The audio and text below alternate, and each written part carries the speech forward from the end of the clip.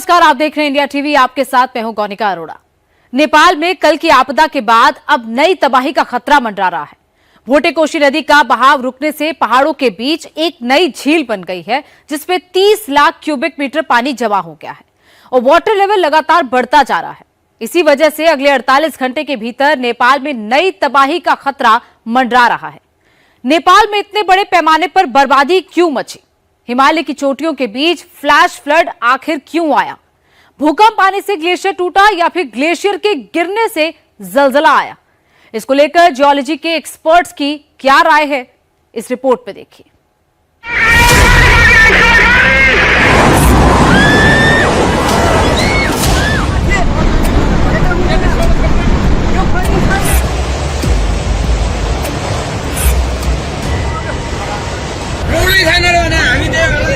ऐसा लगा जैसे कोई बम फटा। और कटे ना, वहां से वो आया, वो बम की तरह है ना आया। फिर ये इतना छोटा सा, ये क्या बोलता है इसको, नदी, फिर बड़ा होके इधर आया। सब इधर वहाँ पे चाइनाबाट बहुत खोला ठुलो आएर सब बगाइदिएगा, वरिपरि बस्ती सब बगाइदिएगा। ऊंची ऊंची इमारतें पलक झपकते ही नेस्तो नाबूद हो गईं। बहुत मीटर, आखिर 20-30 मीटर नीचे है। 20-30 मीटर? हाँ, देखिए ना, रिवर तो नीचे है धीरे ज्यादा। दो ताला नीचे चला गया। नीचे ताला गया। इतना मिट्टी है। हाँ। तबाही ऐसी जो पहले ना देखी ना सुनी।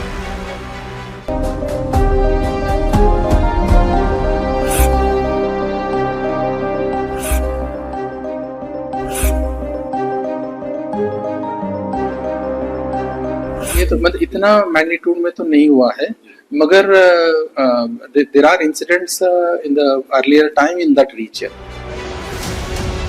हिमालय की चोटियों के बीच नेपाल तिब्बत बॉर्डर पर जो कुछ हुआ उसको शब्दों में बयान कर पाना नामुमकिन है। बस यूं जान लीजिए कि पानी, चट्टान और मलबे की शक्ल में कयामत इंसानी सभ्यता को रौंदती हुई गुजर गई।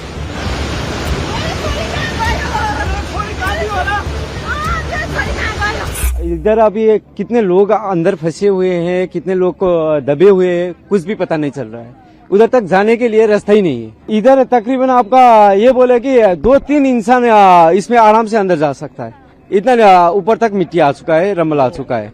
तो अभी इधर पैदल तो कोई भी सोच भी नहीं सकता है कि इधर से आगे जाए। सुबह इधर नीचे से आपका सब निकाला गया। एक सब निकालने के लिए तकरीबन 45 मिनट लग गया था। इतना मुश्किल, इतना कठिनाई है। दलदल में कोई आदमी उतरे तो वो नीचे चला जाएगा। हाँ जी, और उसको खींचने के लिए भी पॉसिबल नहीं है। कल तक जहां जिंदगी खिलखिला रही थी, वहां आज मातम है। कल तक जहां इंसानी ताकत और तरक्की के सबूत नजर आते थे, वहां आज प्रकृति का प्रकोप पसरा हुआ है। तिब्बत के गाइरोंग से नेपाल के नुआकोट और त्रिशूली तक अब सिर्फ बर्बादी दिख रही है, इतनी बड़ी तादाद में कि हिसाब लगाना असंभव है। कि नेपाल के नोवाकोटी का त्रिशूली मार्केट है, पूरी तरह से मलबे में तब्दील हो चुका है। जैसे ही तेज बहाव आया, उसके बाद किसी को भी मौका नहीं लगा कि वो अपने घर से कोई भी सामान निकाल ले। चारों तरफ करीबन 10 से 15 फीट ऊंचा मलबा है, जिसे हटाने के लिए इस समय काम किया जा रहा है, लेकिन मार्केट के नाम पर अब यहाँ पर कुछ भी नहीं बचा है। त्रिशूली नदी का फैलाव चारों तरफ हुआ और पूरा मलबा फैलता हुआ चला गया। जो लोग अपने घरों से महज 5 से 10 मिनट के अंदर निकले थे, उन्होंने बहुत मुश्किल हालात में अपनी जान बचाई। त्रिशूली नदी के दोनों तरफ अब टापू नुमा बन चुका है। जो यहाँ के लोग हैं वो अपने घरों में यानी ठीक सामने नहीं जा सकते। अगर उनको जाना है तो उसके लिए या तो हेलीकॉप्टर की मदद लेनी होगी, क्योंकि इस नदी का तेज बहाव आपके सामने है। जितने भी ब्रिजेस हैं, साथ में hydro electric power station, dam से, उन सबको पूरी तरह से ध्वस्त किया। नेपाल की तबाही कितनी बड़ी, कितनी भयावह और कितनी डरावनी है, इसका अंदाजा आपको मोटे मोटे आंकड़ों से हो जाएगा।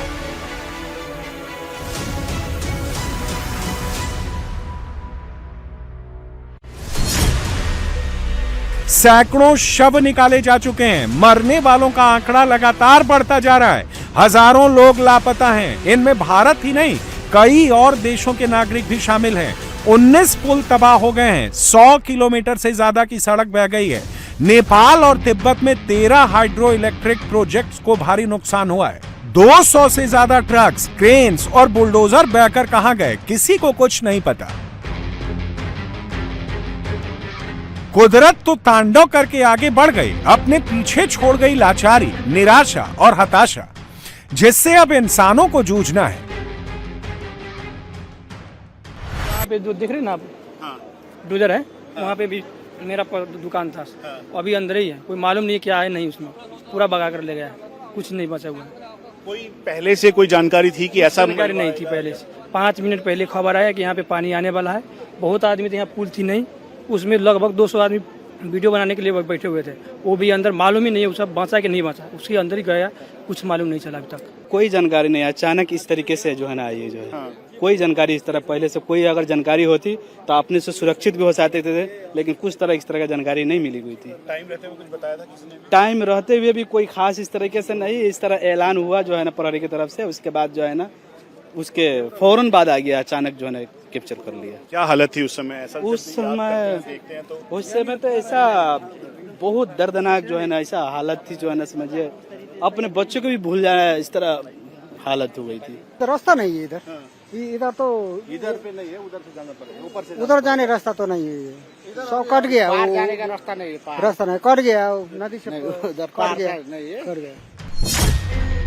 हिमालय पर्वत दुनिया की सबसे नई माउंटेन रेंज है। पहाड़ नाजुक हैं। हजारों फुट की ऊंचाई पर चोटियों के बीच विशाल ग्लेशियर बने हैं। कहा जा रहा है कि इन्हीं में से एक ग्लेशियर का हिस्सा टूटा और अपने साथ पहाड़ को बहा ले गया।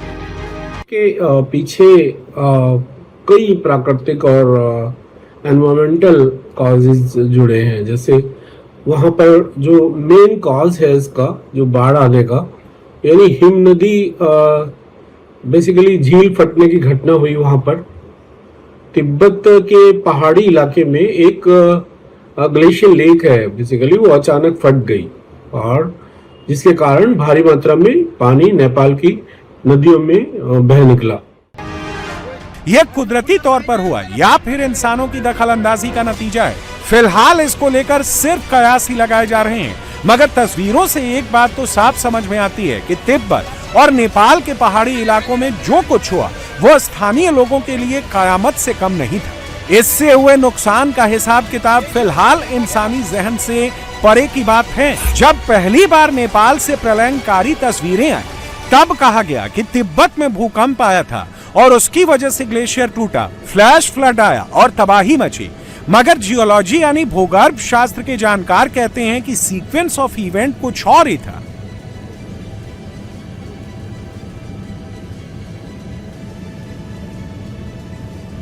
भूकंप नहीं, इसका ये जो घटना घटी है इसमें भूकंप नहीं है। जो वर्टिकल ड्रॉप, जो ice 1.2 kilometre drop, vertical drop हुआ है, उसके कारण जो इम्पैक्ट हुआ है उसके कारण भूकंप जैसा वो रिकॉर्ड हुआ है। जो वर्टिकल ड्रॉप होता है तो उसका जो काइनेटिक वेलोसिटी होता है, उसके बाद में काइनेटिक एनर्जी होता है वो डिसिपेट हुआ है। उसके बाद में जो डैमिंग की वजह से पोटेंशियल एनर्जी राइज होता है, वो भी डैम मतलब आर्टिफिशियल डैम जो आइस से बना है, रॉक आइस से बना है, वो भी टूटने के बाद जो एनर्जी रहता है वो, तो एग्जैक्ट कैलकुलेशन तो अभी हम लोगों ने किया नहीं है, मगर it is with very very high velocity. ये तो मतलब इतना मैग्नीट्यूड में तो नहीं हुआ है, मगर there are incidents in the earlier time in that region. काफी नुकसान हुआ है, प्रॉपर्टी का जो डैमेज हुआ है, जैसे टीवी में अपन वीडियोस में देख रहे हैं, और उसके बाद में बहुत सारे जो एडजॉइनिंग एरिया में जो मतलब रिवर का जो पाथ रहता है उसमें लेफ्ट साइड राइट साइड बहुत सारे घर वॉश्ड आउट हो गए हैं, एंड बहुत लोग भी मतलब मिसिंग है। ये तो हुई एक्सपर्ट्स की बातें, लेकिन जिन लोगों की जिंदगी को रौंदती हुई ये तबाही गुजरी है, उनका कहना है कि फ्लैश फ्लड तो पहले भी आए थे, मगर ऐसा मंजर उन्होंने अपनी जिंदगी में पहले नहीं देखा। बरसों की मेहनत से जमाई गई गृहस्थी पल भर में मुट्ठी से फिसल गई। अब खाली हाथ, सूनी आंखें, दर्द भरी आवाज में अपने ऊपर गुजरी विपदा का बयान। यार वही एक उधर है, एक ऊपर में है। यहाँ साउंड बहुत था, कम से कम 6 करोड़ से माल का सामान है। कुछ बचा? ये सब खत्म हो जाए। देखना अब ऐसा कभी देखा था इस तरीके के हालात हुए? ये पहली बार है, इतिहास में ही पहली बार है। पिछले बार भी वो तो आया था, बाढ़ी तो आया था, फ्लड आया था, पर वो चाहिँ पुल के वार पर पुल तक ही आया था, उससे ज़्यादा नहीं आया था अभी तक। वो हमारा दो पुल है इधर नुआकोट में, त्रिशुली में। वो पुराना पुल 60 वर्ष पहले का है, 60 वर्ष पहले का पुल भी चला गया इस बाड़ी में। अभी नए निर्माणित हुआ था, वो लगभग 5 साल का ही हुआ है, वो भी चला गया। प्रकृति के प्रकोप के शिकार लोग अब तितर बितर हुई जिंदगी को फिर से तरतीब देने में जुट गए हैं, पर दुनिया भर के जानकार फ्लैश फ्लड की तिब्बत और नेपाल से आई तस्वीरों को देखकर खौफजदा हैं। वो अब इस तबाही में छुपे संदेश को पढ़ने की कोशिश कर रहे हैं। तो ये जस्ट हुआ है, बहुत सारे जांच चल रहे हैं, बट जो कॉमन कॉजेज होता है ये सब flash flood, flood events Himalayas में, एक होता है ग्लॉफ जो ग्लेशियल लेक आउटबर्स्ट फ्लड्स होता है, बट अभी इनिशियल जो जांच में देखा गया है वो वैसे सारा कोई लेक्स नहीं है। दूसरे होता है बहुत हेवी एक्सट्रीम रेनफॉल, वो भी नहीं है। तो मोस्ट लाइकली लोग जो प्रेडिक्ट कर रहे हैं ये एक रॉक आइस एवलंच है जो बेसिकली रिवर फ्लो को रोका है, उससे ये फ्लैश फ्लड जनरेट हुआ है। Now climate change of course one of the cause है कि ये सब इवेंट्स ज़्यादा हो रहा है, बट इसको रोका जाने का आई थिंक कोई मुश्किल है। ओनली थिंग हम लोग जो कर सकता है कि जो रिवर का जो नॉर्मल रिवर बेड है उसमें अगर हम लोग जितना दूरी सेटलमेंट हो कि ये सब फ्लड्स में जितना मिनिमल ह्यूमन लॉस हो, of course hydro power plant इसमें तो लॉस होगा, बट एटलीस्ट ह्यूमन लॉस अगर सेटलमेंट थोड़ी ऊपर एलिवेशन में है तो हम लोग उससे थोड़ा ह्यूमन लाइफ लॉस हो सकता है। बट ये आगे भी हुआ है और मतलब पहले भी हुआ है और आगे भी होता रहेगा। चूंकि ये फ्लैश फ्लड तिब्बत से शुरू हुआ, इसलिए इस बारे में अभी भी चीन की सरकार से और जानकारी मिलने की उम्मीद है, लेकिन फिलहाल चीन की सरकार ने इस आपदा का कोई ठोस एक्सप्लेनेशन नहीं दिया है। अभी तो चीन की सरकार बस यही कह रही है कि तिब्बत के शिजांग सूबे में भी अचानक से आई भारी बाढ़ से भारी नुकसान हुआ है। कितने इंसान मरे हैं फिलहाल इसका कोई हिसाब नहीं है। पहाड़ों से मलबा बहने से बड़े पैमाने पर लोग मारे गए हैं। इस तबाही के बाद चीन और नेपाल दोनों देशों में बहुत से लोग लापता हैं। हम दोनों देश लोगों को मदद पहुंचाने के लिए आपस में तालमेल कर रहे हैं। इमरजेंसी सेवाएं एक्टिव हैं। शिनजांग सूबे के स्थानीय अधिकारियों के मुताबिक तबाही से प्रभावित इलाके में सैकड़ों विदेशी नागरिक लापता हैं। इनमें से कौन कहां पर था इसके बारे में अभी कोई जानकारी नहीं है। जानकारी जुटाई जा रही है। चीन की बचाव टीमें हर संभव लोगों की जान बचाने की कोशिश कर रही है। हम संबंधित देशों से भी संपर्क में हैं। चीन के अपने 100 से ज्यादा नागरिक भी इस आपदा के बाद लापता हैं।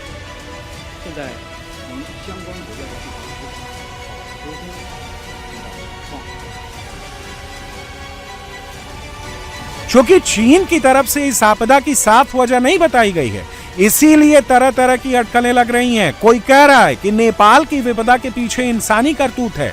हालांकि जियोलॉजी के जानकार कह रहे हैं कि असल में प्रकृति ने खुद को सर्वशक्तिमान मान बैठी मानव जाति को एक बड़ा मैसेज दिया है। ये प्राकृतिक घटना है।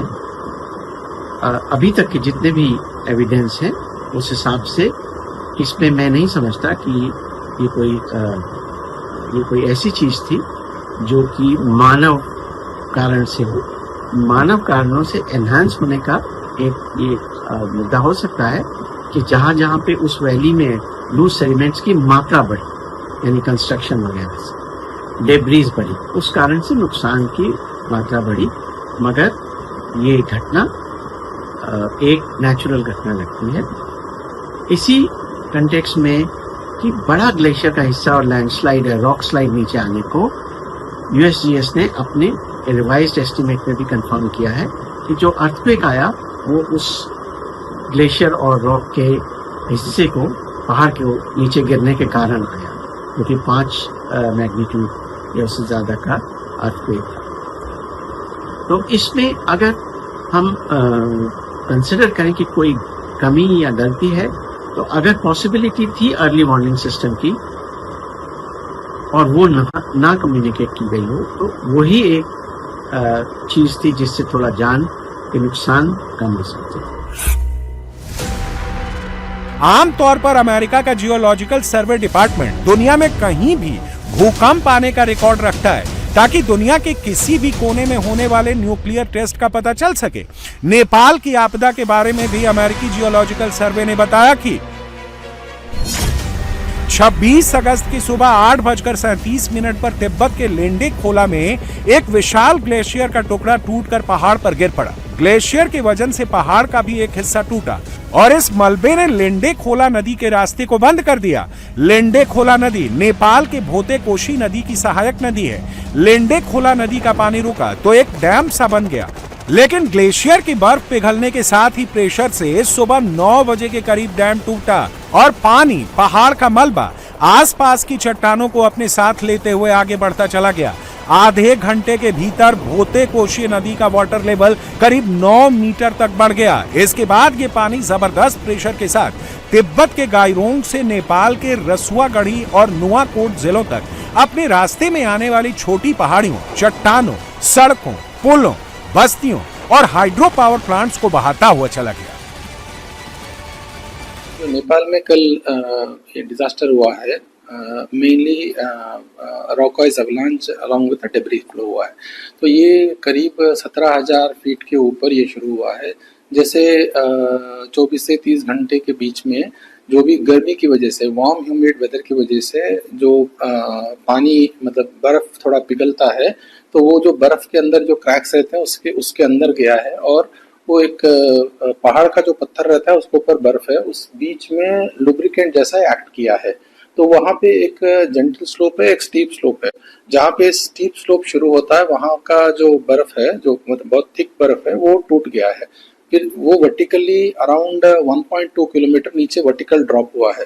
तो वो ड्रॉप होने के बाद जो इम्पैक्ट हुआ है उसके कारण मतलब वो भूकंप जैसा मेजरमेंट हुआ है उसका, अप्रोक्सीमेटली 5.2 मैग्नीट्यूड। उसके बाद में ये mud debris as well as this rock ice ये वो रिवर में जाके फ्लो हुए हैं and they created an artificial dam. तो वो आर्टिफिशियल डैम की वजह से रिवर का जो फ्लो रहता है उसमें धीरे धीरे पानी का लेवल बढ़ गया है एंड देन वो आर्टिफिशियल डैम जो बना था वो टूट गया और देन वो फ्लैश फ्लड जैसा आगे बढ़ा है। उसके कारण जितना जो हानि हुई है प्रॉपर्टी की और जनहानि हुई है वो सब उसके कारण हुआ है। नेपाल में एक तबाही का दर्द कम नहीं हो रहा और दूसरी तबाही सामने खड़ी है। एक झील ने नेपाल में हाहाकार मचा दिया है और अब उसी तरीके की एक और झील तैयार है। नेपाल सरकार की ओर से बाकायदा इस नई झील की तस्वीरें भी जारी की गई हैं। अगले 24 घंटे में अगर पानी का प्रेशर कम नहीं हुआ तो कुछ भी हो सकता है। नेपाल में पहला हादसा कैसे हुआ और अब दूसरा हादसा होने के आसार क्यों बन रहे हैं, इस रिपोर्ट में दोनों बातें एक साथ आपको समझ आ जाएंगी। ओ माय गॉड, बाहर कटाओ बाहर।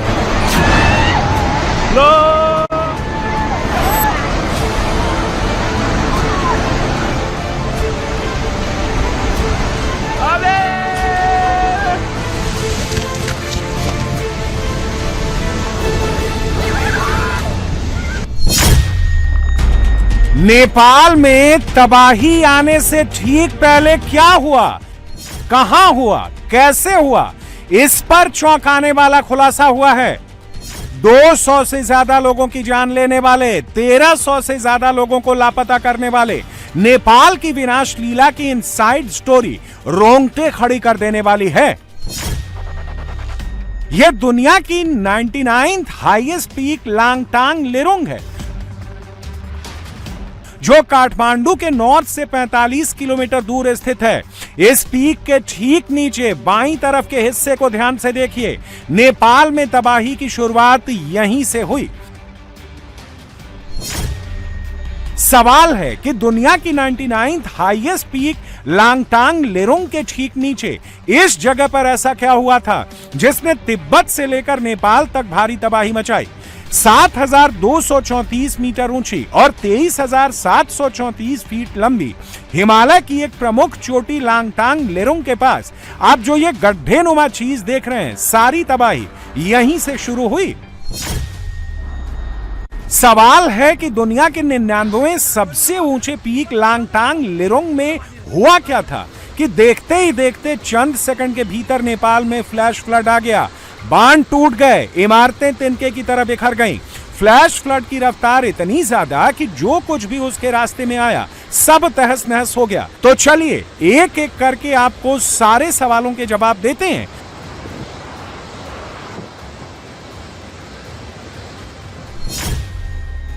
पहले ये दो तस्वीरें देखिए। बाईं तरफ वाली तस्वीर 24 अगस्त की है, जिसमें हरे भरे पहाड़ी इलाके, जंगल, नदियां, ऊंचाई पर बर्फ, ग्लेशियर का सामान्य दृश्य दिख रहा है। बादल छाए हुए हैं, लेकिन ग्लेशियर का निचला हिस्सा और आसपास का इलाका बिल्कुल सामान्य और हरा भरा है।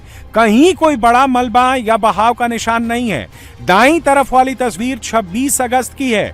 सफेद तीर ऊपर की ओर उस जगह की ओर इशारा कर रहा है जहां ग्लेशियर का बड़ा हिस्सा टूटा। लाल तीर नीचे की ओर विशाल मलबे के जमाव की ओर इशारा कर रहा है। पूरा का पूरा ग्रे काला लंबा ट्रैक दिख रहा है। यह बर्फ प्लस चट्टान प्लस मिट्टी का विशाल बहाव है जो पहाड़ से घाटी की ओर गिरा। दरअसल लांगटांग लिरोंग पीक पर ग्लेशियर का बड़ा हिस्सा अचानक टूटकर बर्फ और चट्टान के रूप में घाटी में गिरा, जिसके बाद इस मलबे में लहेंदे नदी में गिरकर अस्थायी बांध बना दिया। पानी पीछे जमा हुआ और दबाव बढ़ने पर बांध टूट गया। ये क्यों हुआ, अब ये समझिए। कई ग्लेशियर प्राकृतिक बांध का काम करते हैं। ये पिघले हुए पानी की झीलों या नदियों को रोक कर रखते हैं। जब ग्लेशियर अस्थायी होकर टूटता है, ढहता है या दरार पड़ती है तो ये बर्फीला बांध टूट जाता है। इसके अंदर रुका हुआ पानी एकदम से छूट जाता है और तेज बाढ़ की लहर बनकर नीचे की ओर दौड़ पड़ता है। लांगटांग लिरोंग पीक पर ग्लेशियर का जो हिस्सा गिरा वो करीब 1.5 किलोमीटर चौड़ा और 1.4 किलोमीटर गहरा था। इसकी सिर्फ ऊंचाई की बात करें तो वो बुर्ज खलीफा से लगभग दोगुनी है।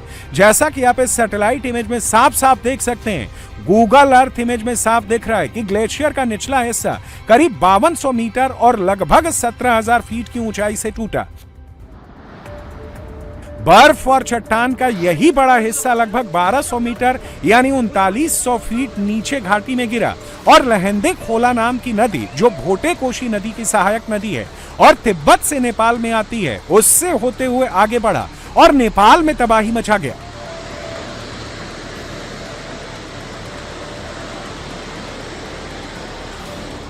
ग्लॉफ यानी कि ग्लेशियर लेक आउटबर्स्ट फ्लड एक ग्लेशियर लेक के टूटने के कारण बहुत सारे पानी का एक साथ बहना है। अब ग्लेशियर लेक क्या है कि ग्लेशियर जब ग्लेशियर्स रिट्रीट करते हैं तो उनका पानी मेल्ट करता है।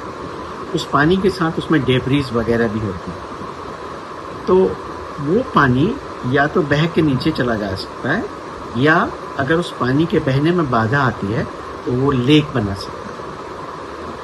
क्योंकि ये नेचुरल लेक है, इसलिए जब तक पानी की स्ट्रेंथ या हाइड्रोलॉजिकल प्रेशर इतना नहीं होता कि वो बांध को तोड़ सके, तब तक वो पानी स्टोर रहता है।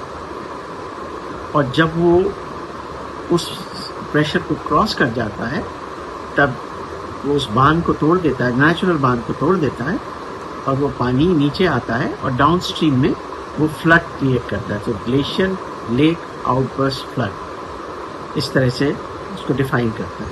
एक ग्लेशियर का बड़ा हिस्सा टूटा, उसके साथ में पहाड़ का एक बड़ा हिस्सा टूटा और वो टूटने के साथ जो लूज सेडिमेंट्स थे उस नदी, उस नाले और नदी में, वो सारे के सारे एक साथ मिल गए और इस मिक्सचर जिसमें पानी की ज़्यादा मात्रा उस ग्लेशियर के हिस्से में शायद कंट्रीब्यूट की होगी, वो डाउन स्ट्रीम आया और उसने नेपाल में करीब 15-20 किलोमीटर ऊपर नेपाल और चाइना के बॉर्डर से शुरू हुआ और नीचे नेपाल के बॉर्डर में नीचे आकर उसने काफी तबाही मचाई। आप इन चट्टानों का साइज देखिए, ये कितनी बड़ी हैं, बावजूद इसके फ्लैश फ्लड में तिनकों की तरह बही जा रही हैं।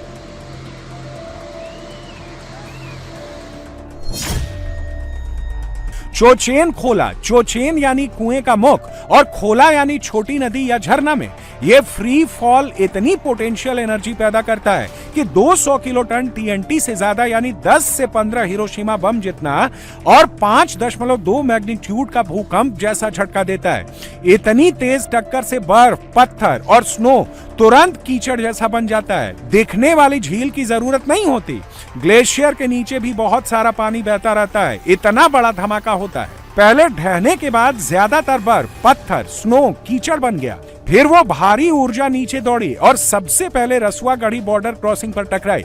यहाँ तक ढलान करीब 100 मीटर प्रति किलोमीटर है, जो काफी स्टीप है। बॉर्डर क्रॉसिंग बहुत तंग घाटी में बैठा है, उस पर पूरा जोर पड़ा। पहले ढहने की एनर्जी प्लस 20 किलोमीटर घाटी में नीचे आने की एनर्जी, आप इसे ये कह सकते हैं कि उस वक्त 30 से 40 हिरोशिमा बम जितना फोर्स रहा होगा। अभी तो ये जस्ट हुआ है, बहुत सारे जांच चल रहे हैं, बट जो कॉमन कॉजेज होता है ये सब फ्लैश फ्लड इवेंट्स हिमालयज में, एक होता है ग्लॉक जो ग्लेशियर लेक आउटबर्स्ट फ्लड्स होता है, बट अभी इनिशियल जो जांच में देखा गया है कि वैसे सारा कोई लेक्स नहीं है। दूसरे होता है बहुत हेवी एक्सट्रीम रेनफॉल, वो भी नहीं है। तो मोस्ट लाइकली लोग जो प्रेडिक्ट कर रहे हैं ये एक रॉक आइस एवलंच है जो बेसिकली रिवर फ्लो को रोका है, उससे ये फ्लैश फ्लड जनरेट हुआ है। Now climate change of course one of the cause है कि ये सब इवेंट्स ज़्यादा हो रहा है बट इसको रोका जाने का आई थिंक कोई मुश्किल है। ओनली थिंग हम लोग जो कर सकते हैं कि जो रिवर का जो नॉर्मल रिवर बेड है उसमें अगर हम लोग जितना दूरी सेटलमेंट हो कि ये सब फ्लड्स में जितना मिनिमल ह्यूमन लॉस हो, of course hydro power plant इसमें तो लॉस होगा बट एटलीस्ट ह्यूमन लॉस, अगर सेटलमेंट थोड़ी ऊपर एलिवेशन में है तो हम लोग उससे थोड़ा ह्यूमन लाइफ लॉस हो सकता है। बट ये आगे भी हुआ है और मतलब पहले भी हुआ है और आगे भी होता रहेगा। अब सवाल है कि ग्लेशियल झील फटने से बाढ़ या फ्लैश फ्लड के हालात क्यों पैदा होते हैं। यह समझने के लिए आपको उसी लांगटांग लिरुंग पीक पर कुछ साल पहले आए एवलांच की तस्वीरें देखनी चाहिए।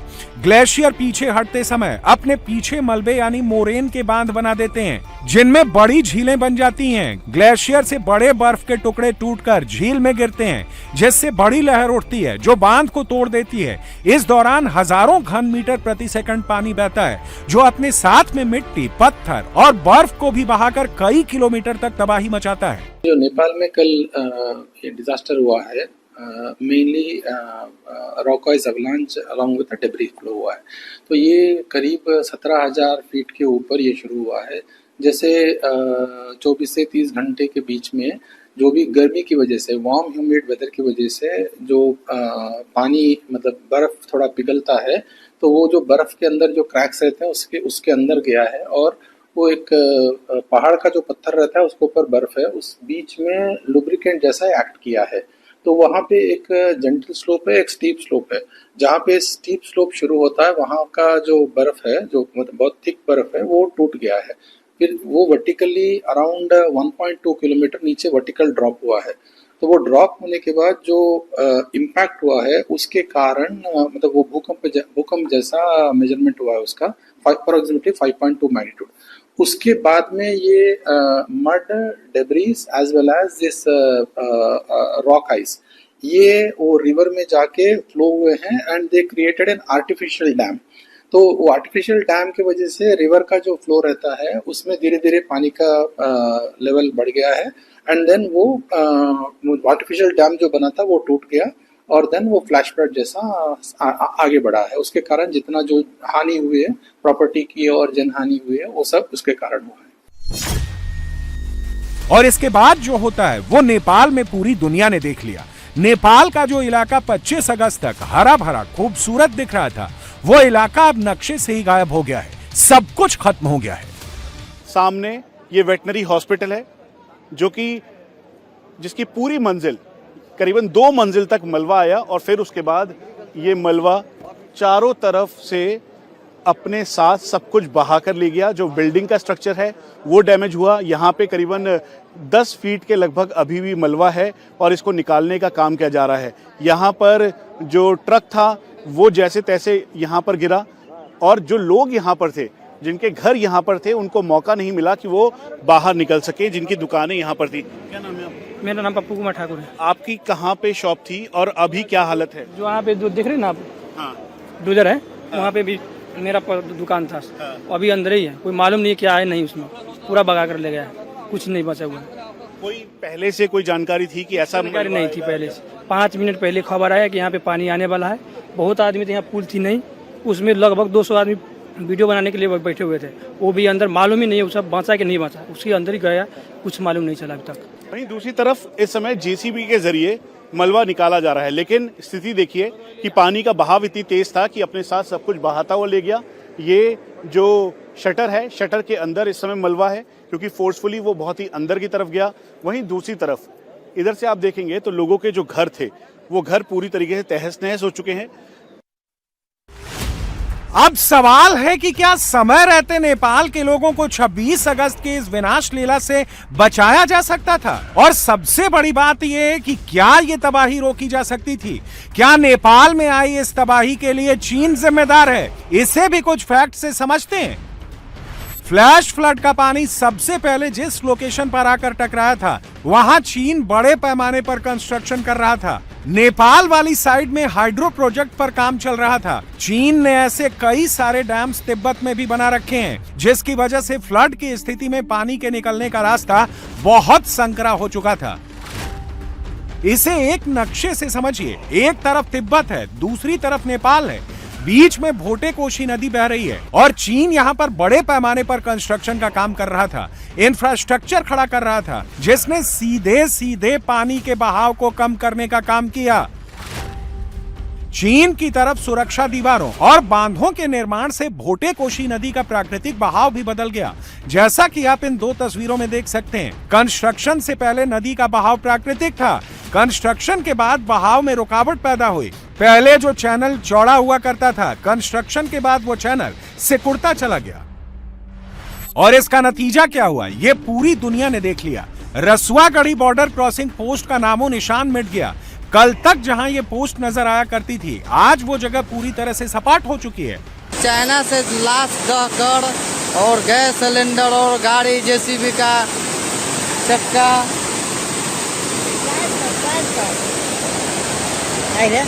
जेसीबी के देखिए चक्का, जेसीबी के चक्का दह गया है। देखिए आपको जूम करके दिखा रहे हैं, देखिए जेसीबी के चक्का दहा हुआ है, कुछ नहीं कहा जा सकता है। देखिए इतना भयानक घटना नेपाल में, और चाइना से चल करके ये कहाँ तक जाएगा इसका कोई गारंटी नहीं है। ये घटना कहाँ तक होगा इसका कोई लिमिट नहीं है। इतना लाश पड़ा हुआ है, इधर गाड़ी का चक्का है, कितना घर उलट गया, किसी का घर दह गया। देखिए देख रहे हैं, यही है, दो नदी का मिलन है। ये चाइना वाला कॉन्टेक्ट नदी है चाइना से, और यही नदी से देखिए मुगलिंग तक इतनी बड़ी हादसा हुआ आ रहा है। रसुआगढ़ी एक्चुअली में चिलमे और त्रिशूली 3A जैसे वहाँ पर हाइड्रो पावर प्रोजेक्ट जो है वो बंद हो गए, और जिससे लगभग 430 मेगावाट की जो बिजली आपूर्ति थी वो रुक गई, और बुनियादी ढांचे को भी बहुत नुकसान हुआ है। खाली ये नेपाल का भी प्रॉब्लम नहीं है, पूरा हिमालय के जितने सारे कंट्रीज है जिसमें से पहाड़ों है, जहाँ पे आइस मास है, सब जगह में फ्लडिंग और ये सब लॉसेस हो रहा है। तो एक ऑफ कोर्स क्लाइमेट चेंज को हम लोग रोक सकते हैं, तो टू सम एक्सटेंट ये बंद होगा, थोड़ा कम होगा शायद फ्रीक्वेंसी, बट सबसे जो इम्पोर्टेंट है कि हम लोग रिवर से थोड़ा जितने दूर सेटलमेंट करें उतना ही अच्छा है, क्योंकि अगर फ्लड हुआ भी तो एटलीस्ट ह्यूमन लॉस का मिनिमल इम्पैक्ट होगा इसमें। लेकिन खतरा अभी भी टला नहीं है। नेपाल पर एक बार फिर से फ्लैश फ्लड का खतरा मंडरा रहा है, क्योंकि अब एक नई झील बन गई है। लहंदे नदी का पानी रसुआगढ़ी बॉर्डर से करीब 18 किलोमीटर ऊपर किनारे वाले इलाके में रुक जाने की वजह से लगभग 0.11 वर्ग किलोमीटर की एक झील बन गई है, यानी करीब 15 से 16 फुटबॉल मैदान जितनी बड़ी प्राकृतिक झील खड़ी हो गई है। नेपाल की NDRRMA ने इस झील की तस्वीरें भी जारी की हैं। इसका सीधा सा मतलब यह है कि नेपाल में अभी भी एक और बड़ी बाढ़ का खतरा बना हुआ है। इस समय लगातार त्रिशूली बाजार में विसिल बजाकर लोगों को पीछे जाने के लिए कहा जा रहा है कि वाटर लेवल फिर से संभवतः इंक्रीज हो सकता है।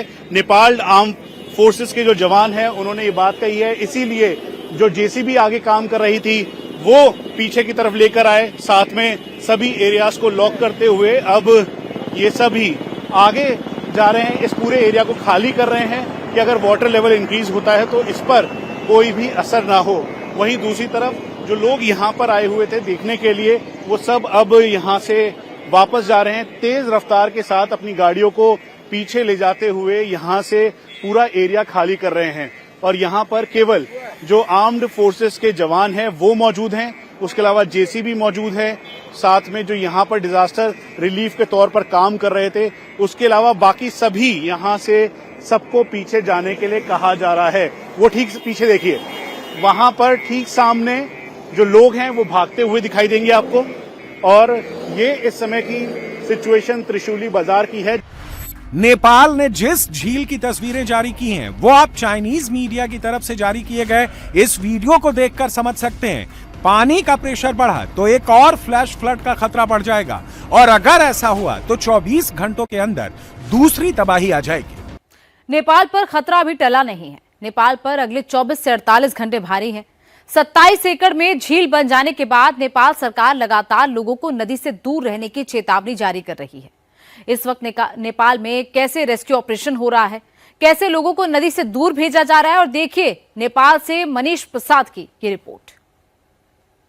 तिमुरे को गेटवे ऑफ नेपाल कहते हैं, ठीक वैसे ही जैसे तिब्बत के ग्योरांग में जैसे ही ये ग्लेशियर एक साथ आउटबर्स्ट के तौर पर ये आया और फिर उसके बाद लिंडे खोले जो रिवर है उसको ब्लॉक कर दिया। तेज बहाव ऐसा कि 3 नदियों के ऊपर इसका सीधा प्रभाव था। अब रात का अंधेरा हो चुका है और इसीलिए एहतियात बरतते हुए नेपाल पुलिस, नेपाल प्रहरी, उसके अलावा नेपाल आर्मी के जवान, साथ में आर्म्ड फोर्सेस के जवानों की यहां पर तैनाती की है ताकि रात के अंधेरे में कोई भी और आगे न जाए। ये अपने साथ जो रेस्क्यू के पूरे इक्विपमेंट्स, प्लेटफॉर्म्स और साथ में सिस्टम है वो सब लेकर यहाँ पर मौजूद हैं। सीनियर ऑफिशियल्स की टीम वहां पर है। चारों तरफ ये वाटर लेवल भी चेक कर रहे हैं और इस बात का भी ध्यान रख रहे हैं कि कहीं से भी कोई भी दिक्कत ना हो। क्या नाम है आपका? मैं sub inspector assistant sub inspector Rahul सुनार हूँ।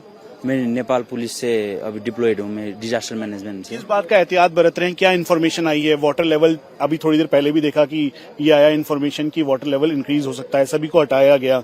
अभी क्या जानकारी आ रही है, कैसे आप लोगों को कंट्रोल कर रहे हैं? ये अभी कंफर्म कर रहे हैं हम, अभी आधिकारिक नहीं है इन्फॉर्मेशन, इसलिए हम काम अभी रुका हुआ था ना, जो रेस्क्यू का काम चल रहा था वो रोक दिया है। अब इन्फॉर्मेशन क्लियर होगा तो तब काम कंटिन्यू होगा।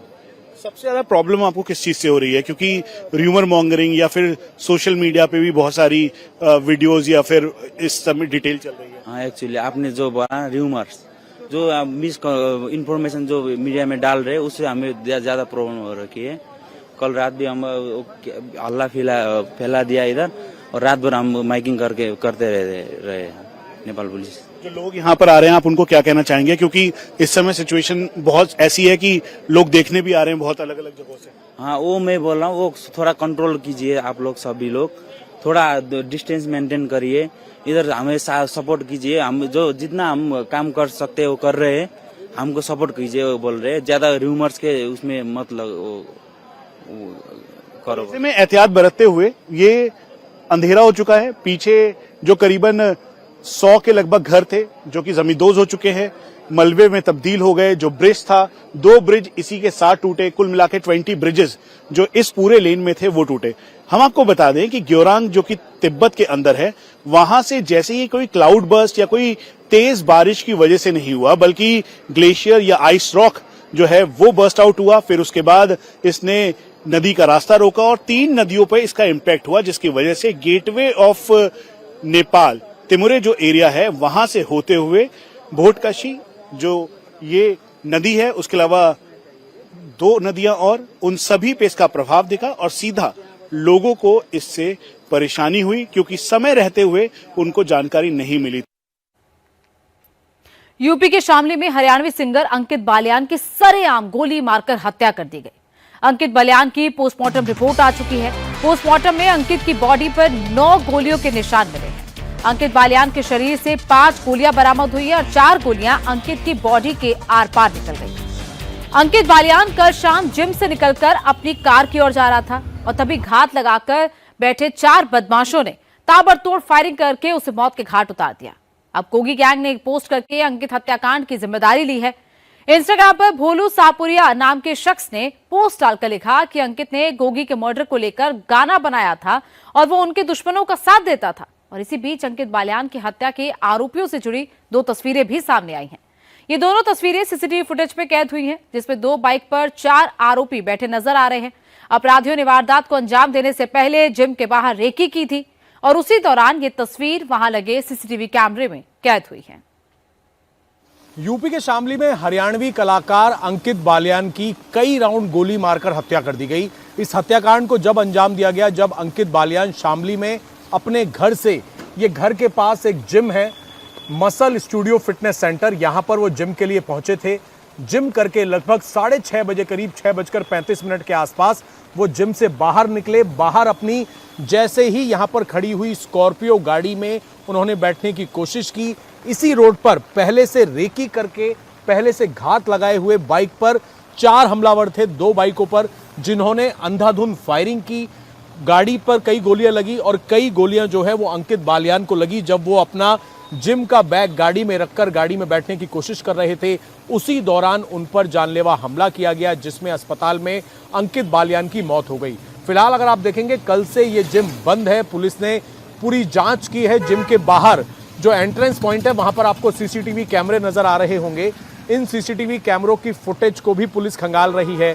कैमरों की फुटेज के अलावा आसपास के इलाकों में कुछ सस्पेक्ट्स ऐसे हैं जो कि सीसीटीवी कैमरे में कैद हुए हैं, उनकी तलाश की जा रही है, जिसमें बाइक पर सवार कुछ लड़के नजर आ रहे हैं इस हत्याकांड को अंजाम देने के बाद जब वो यहां से फरार हो रहे थे। फिलहाल पुलिस सीसीटीवी कैमरे की फुटेज से जो हमलावर हैं उनकी तलाश कर रही है। इस हत्याकांड के अंजाम देने के बाद आज सोशल मीडिया पर गोगी गैंग ने इस पूरे हत्याकांड की जिम्मेदारी ली है। उनका एक पोस्ट वायरल हुआ है। अंकित हत्याकांड में गाने के साथ ही सोनीपत में किसी विवाद की जानकारी भी सामने आ रही है, जिसके बाद गोगी गैंग के हमलावरों ने जिम के बाहर 18 से 20 राउंड फायरिंग करके अंकित बालियान का मर्डर कर दिया। शामली में हरियाणवी कलाकार अंकित बालियान की गोली मारकर हत्या कर दी गई जब वो जिम से बाहर निकल रहे थे, अपनी स्कॉर्पियो गाड़ी में बैठ रहे थे। लगभग 6:30 बजे के आसपास शामली की यह घटना है। ये स्कॉर्पियो गाड़ी है अंकित बालियान की। अंकित रोजाना की तरह अपने घर के पास एक जिम के अंदर पहुंचे थे। जिम करके जैसे ही वो बाहर निकले और इस गाड़ी में बैठे, इस गाड़ी की तस्वीरें आप देख लीजिए। गाड़ी पर कई बार गोलियों से हमला किया गया। अंकित बालियान जैसे ही गाड़ी में बैठने की कोशिश कर रहे थे, पहले से घात लगाए 4 हमलावर बताए जा रहे हैं जो कि बाइक पर सवार थे। पहले से उन्होंने रेकी की हुई थी। उन्होंने ताबड़तोड़ इस स्कॉर्पियो गाड़ी में जैसे ही अंकित बैठ रहे थे उनके ऊपर फायरिंग की। गाड़ी का जो फ्रंट का हिस्सा है वहां पर भी आप देख सकते हैं गोलियों के निशान जो हैं वो लगे हुए हैं। बताया जा रहा है करीब 18 से 20 राउंड गोली जो है वो इस हत्याकांड के अंदर गोलियां चली हैं। परिवार का साफ तौर पर यह कहना है कि कुछ लोग थे जो कि हरियाणा के हो सकते हैं, क्योंकि सोनीपत के अंदर एक विवाद जो है पहले चल रहा था। रंगदारी भी मांगी गई थी अंकित बालियान से, लेकिन उस वक्त अंकित बालियान ने पुलिस में शिकायत नहीं की थी। गाड़ी पर कई राउंड गोली लगी, अंकित को कई गोलियां लगी हैं। अंकित का पोस्टमार्टम करवा दिया गया है। फिलहाल कुछ सस्पेक्ट्स के फोटोग्राफ जो हैं वो पुलिस के हाथ लगे हैं, जिनकी पहचान करने की कोशिश की जा रही है। इस तरफ भी आप देखेंगे यहां पर भी गोलियों के निशान लगे हुए हैं। असल में जैसे ही इस हत्याकांड को अंजाम दिया गया उसके बाद सोशल मीडिया पर जितेंद्र गोगी गैंग नाम से एक सोशल मीडिया पोस्ट वायरल किया गया और उसके अंदर यह कहा गया कि जब गोगी गैंग के सरगना जितेंद्र गोगी की दिल्ली के रोहिणी कोर्ट में जिस तरीके से हत्या की गई थी, जब जितेंद्र गोगी को कोर्ट में पेश किया गया था, जज के सामने अंधाधुंध फायरिंग करके जितेंद्र गोगी की हत्या की गई थी, तो जिन्होंने इसकी जिम्मेदारी सोशल मीडिया पर ली है उसमें यह बताया गया है साथ ही कि इस हत्याकांड को अंजाम दिया गया क्योंकि जितेंद्र गोगी की जिस तरीके से हत्या हुई थी, इसी तरीके का एक गाना, हरियाणवी गाना अंकित बालियान ने बनाया था और यह गाना काफी ज्यादा फेमस हुआ था, जिसके बाद अंकित बालियान चर्चा में आए थे। फिलहाल ये कोतवाली शामली की कोतवाली है जहां पर इस गाड़ी को रखा गया है। पुलिस पूरे मामले की तफ्तीश कर रही है। कुछ सस्पेक्ट्स के फोटोग्राफ, कुछ चेहरे भी पुलिस के सामने आए हैं जिनकी पहचान करने की कोशिश की जा रही है। परिवार का यह कहना है कि पुलिस को 4 दिन दिए गए हैं। अगर 4 दिन के अंदर सभी हमलावरों के खिलाफ सख्त कार्रवाई नहीं की गई तो बड़ा प्रदर्शन किया जाएगा।